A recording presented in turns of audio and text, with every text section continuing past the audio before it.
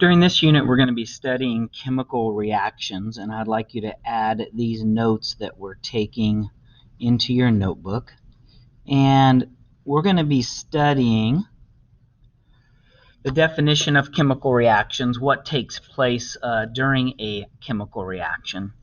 And so what I would like to do is begin first by describing the 3 steps or 3 stages that take place during a chemical reaction. So underneath chemical reactions, we're going to start by putting down 3 stages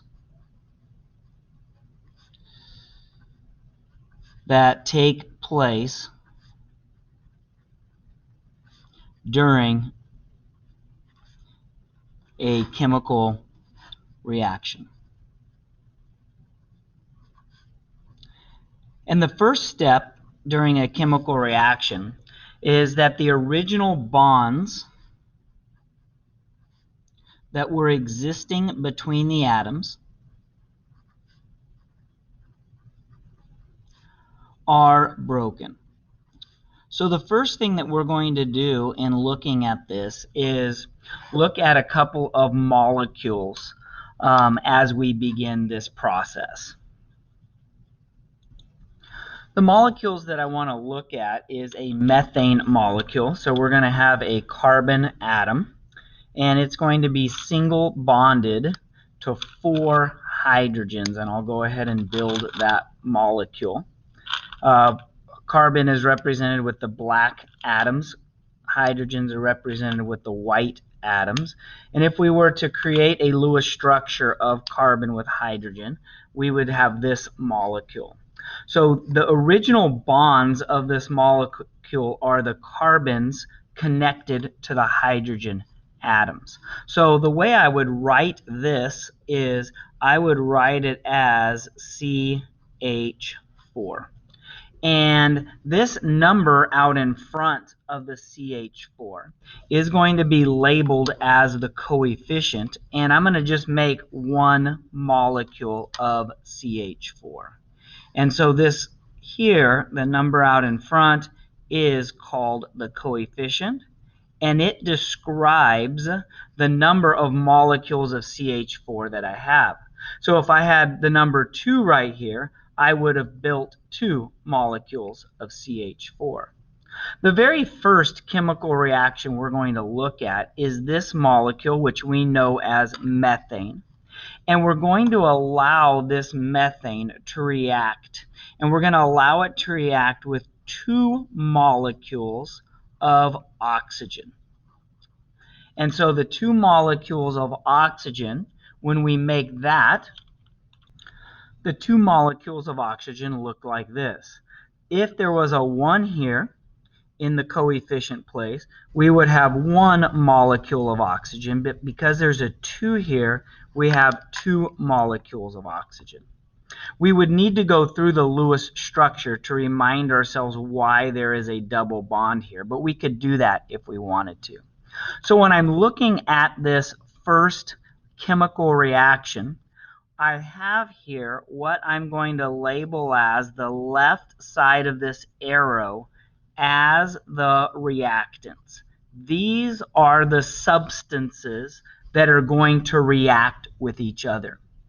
And during this process, what we're going to find out is the very first step of a chemical reaction is that the original chemical bonds are broken. Technically, instead of just putting bonds here, I could have put chemical bonds, but we understand it's the connection between atoms.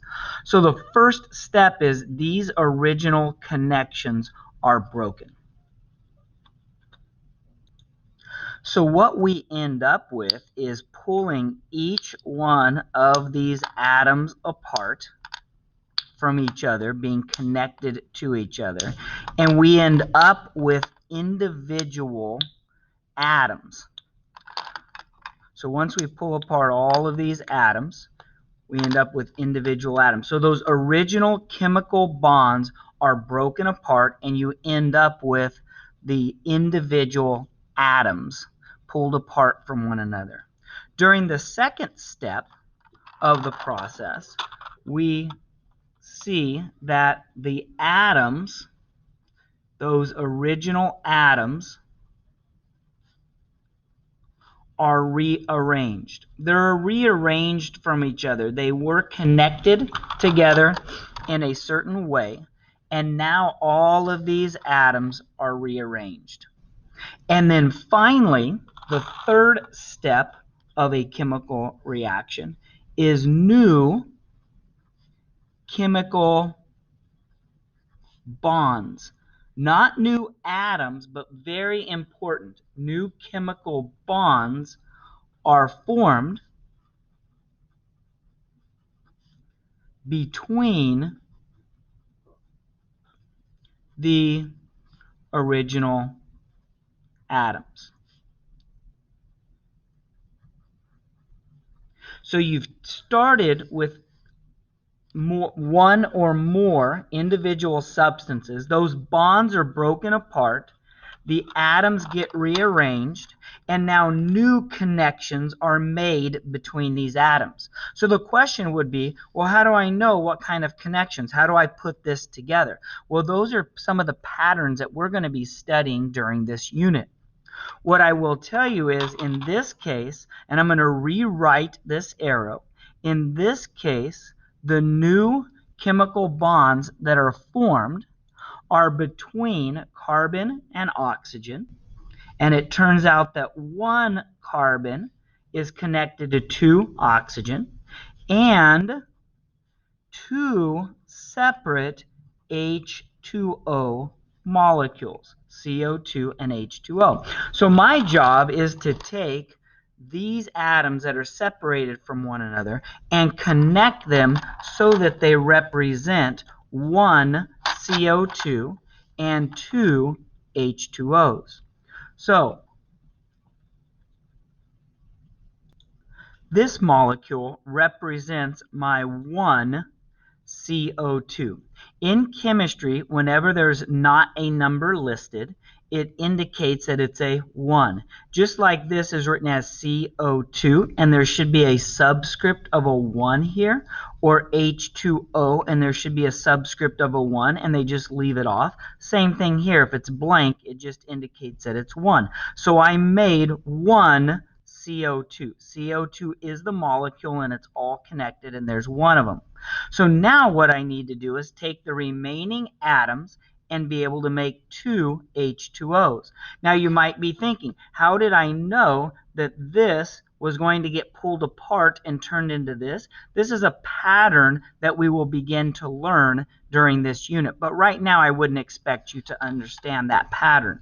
But what we're working on is being able to identify that there's one CO2 and two H2Os. So if we make those two H2Os, this is what we end up with the two H2Os. Here is one H2O, but we need two H2Os, so now we have two separate H2O molecules. What I want you to notice is I don't have any remaining atoms left over floating around where, oh, I didn't use that one. Whatever atoms we start with are the exact same atoms that we end with. It's just we formed new chemical bonds. The idea that whatever atoms we started with, the reactants, and whatever atoms are the same atoms that we end with, these are called the products. So we begin with the reactants, certain number of atoms. We pull them apart. The original bonds are broken. We rearrange the atoms, and we form new chemical bonds. No new atoms, the same original atoms. We just pulled the atoms apart the way they were originally connected and put them together in a different way.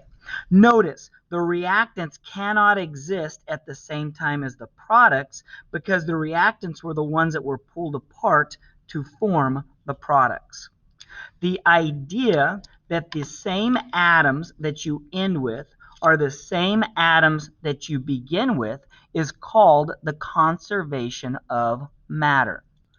The way we're going to define that is we're going to define it as conservation of matter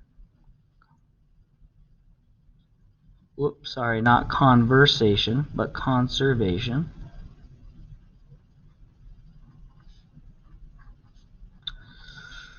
And the concept of conservation of matter is that matter cannot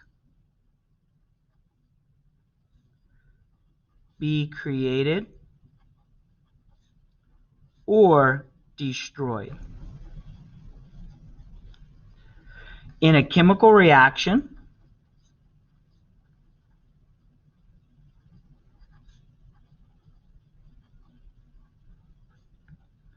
all atoms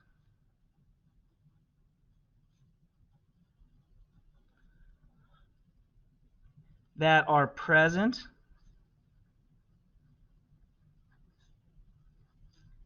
at the beginning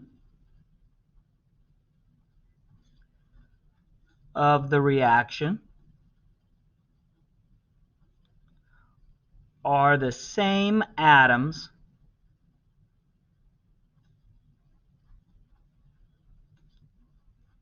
at the end